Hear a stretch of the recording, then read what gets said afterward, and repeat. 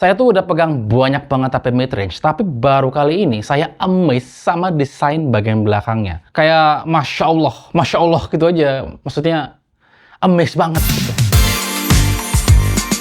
Ini adalah Oppo Reno 16 Pro 5G dan kita mulai dari bagian yang paling susah dijelasin lewat video. Oppo namain efek di bagian belakang HP ini dengan nama Design Planet 3D. Kelihatan kayak planet melayang di atas bodi belakangnya gitu. Tapi ini bukan stiker dan bukan cetakan 2D. Ini tuh tekstur 3D dengan bayangan yang beneran bergerak tergantung dari mana cahaya datang. Dalamnya bisa sampai 15 mm ya. Percaya, di video ini nggak akan kerasa gitu. Kalian harus pegang langsung. Baru bisa amazed sama desainnya yang Masya Allah. Framenya pakai aluminium aerospace grade, tipis tapi nggak kerasa ringkih di tangan. Dua hal yang sering susah didapetin sekaligus di kelas harga segini. Transisi ke modul kameranya juga smooth, nggak ada tonjolan yang maksa. Layarnya 6,32 inch AMOLED, 120Hz adaptif, pas buat dipakai satu tangan, dan warnanya tuh bagus banget menurut saya. Enak lihat, vibrant tapi nggak lebay. Secara desain, ini salah satu HP mid-range yang paling berani secara visual yang pernah saya pakai ya. Kalau ditaruh di meja, pasti ada yang penasaran dan nanya ini tuh HP apa gitu. Literally kayak, apaan tuh? Apaan tuh? Anjay. Next kita bahas yang bagus dari HP ini, kameranya. Oppo kayaknya serius banget ngasih fitur kamera yang banyak banget di HP ini. Mungkin para Gen Z atau Gen Alpha yang lagi seneng posting konten gitu, jelas bakal terpuaskan sama fitur-fitur yang melimpah di kamera HP ini. Reno 16 Pro 5G punya 4 kamera, 200 MP kamera utama, 50 MP telefoto 3,5 kali, dan 50 MP ultra wide, dan 50 MP selfie ultra wide. Semua bisa rekam video 4K ya, baik kamera depan ataupun belakang. Yang paling saya suka di sini adalah telefoto 3,5 kalinya, setara dengan lensa 85 mm. Pas banget buat portrait yang setengah badan gitu. Bokehnya natural, dan subjek itu kerasa terpisah dengan background dengan rapih tanpa perlu banyak edit setelahnya, dan tanpa banyak proses komputerisasi. Pokoknya bokehnya natural banget lah.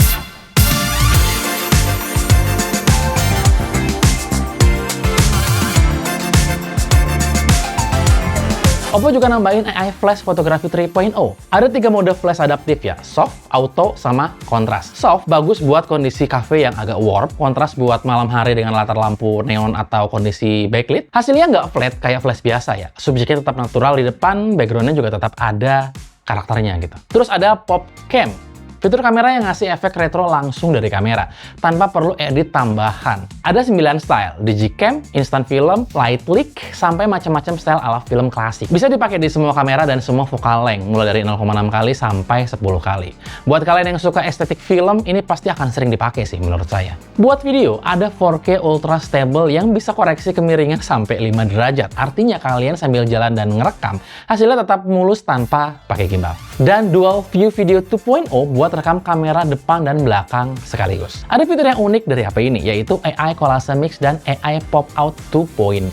Di AI Collage Mix, kalian bisa cut out subjek dari foto, video, atau motion foto pakai AI. Hasilnya rapi, terus gabungin sampai 5 stiker animasi di satu kanvas. Bisa ditambah outline, teks, doodle. Hasilnya jadi konten yang jauh lebih hidup dari biasanya, langsung dari HP tanpa perlu aplikasi tambahan. AI Pop Out 2.0 bikin efek subjek kayak keluar dari bingkai foto dalam 3 langkah. Dan yang menarik, ini sekarang bukan cuma bisa kenali orang atau hewan peliharaan, tapi juga bangunan, kendaraan, dan furniture. Subjeknya bisa keluar ke segala arah, atas, bawah, kiri, atau kanan. Mungkin kalian nggak akan pakai fitur ini tiap hari. Tapi kalau lagi butuh buat bikin konten sosmed yang beda dari yang biasanya, ini menurut saya layak buat dicoba sih. Tapi saya ini memprediksi, anjay, fitur ini akan banyak yang suka karena seru. Dan menurut saya kontennya itu dinamis. Terus soal performa ya, SoC-nya pakai Dimensity 8550 Super. Fabrikasi 4 nanometer dengan AI Hyper Boost 3.0 yang ngatur beban CPU dan GPU secara otomatis. Di daily use, performanya smooth tanpa kendala. Saya coba buat main Mobile Legends, frame rate-nya konsisten dan suhunya adem.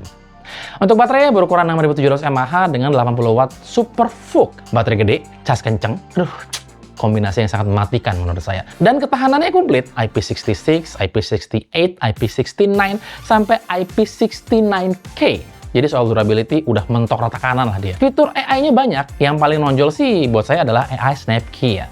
Tombol fisik di samping HP yang juga pertama kali nongol di seri Reno. Pencet sekali buat nyimpen isi layar, pencet yang lama buat buka voice note, pencet 2 kali buat buka AI Mindspace.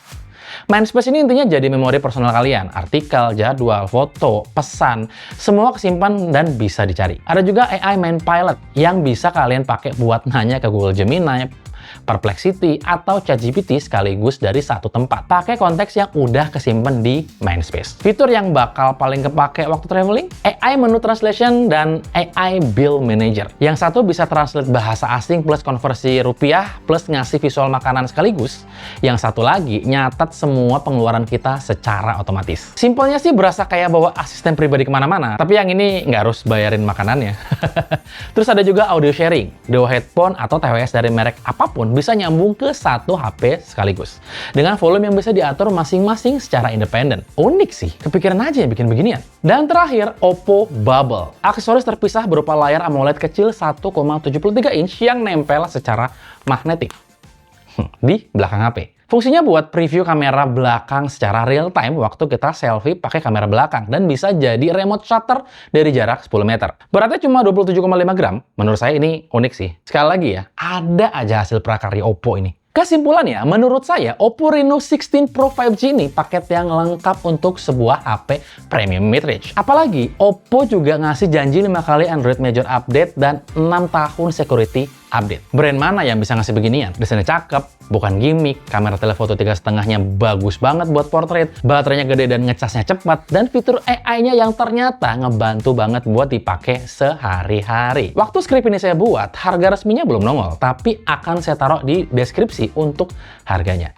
Jika punya duit dan pingin HP mid-range yang bagus dan compact, jadi nyaman banget dipakai lama, HP ini bisa dipilih. Plus, after sales Oppo juga salah satu yang terbaik di Indonesia. Ini bukan kata saya ya, ini kata netizen. Nah, masih ada dari Oppo. Mereka juga ngeluarin TWS yang namanya Enco Air 5S. Ini adalah TWS pertama Oppo berdesain semi in-ear atau orang sering nyebut sebagai earbuds. Dia juga punya ANC ternyata. Disebut semi in-ear karena memang ear tipsnya nggak masuk ke telinga. Jadi buat kalian yang nggak betah kupingnya disumpal kalau pakai earbuds lama-lama, ini solusinya. Drivernya berukuran 12 mm, Bluetooth 6.0, IP55, plus ada slide volume control di stem atau di batang earbuds-nya, yang lumayan praktis buat atur volume tanpa pegang HP. Soal ANC-nya, saya jujur karena desainnya terbuka, isolasi suaranya nggak bakal sekuat TWS in-ear biasa ya. Dan itu wajar menurut saya, emang konsekuensi dari desain semi in-ear ini seperti itu. Tapi buat pemakaian sehari-hari di tempat yang lumayan berisik, menurut saya ini kerasa cukup kepake kok. Buat kalian yang nyari TWS yang bisa dipakai nyaman seharian tanpa kuping pegel, ini bisa dijadikan pilihan. Yaudah, segitu aja video saya kali ini. Klik tombol like kalau kalian suka dengan video ini, dan kita ketemu lagi di video berikutnya. Irwan pamit dan adios.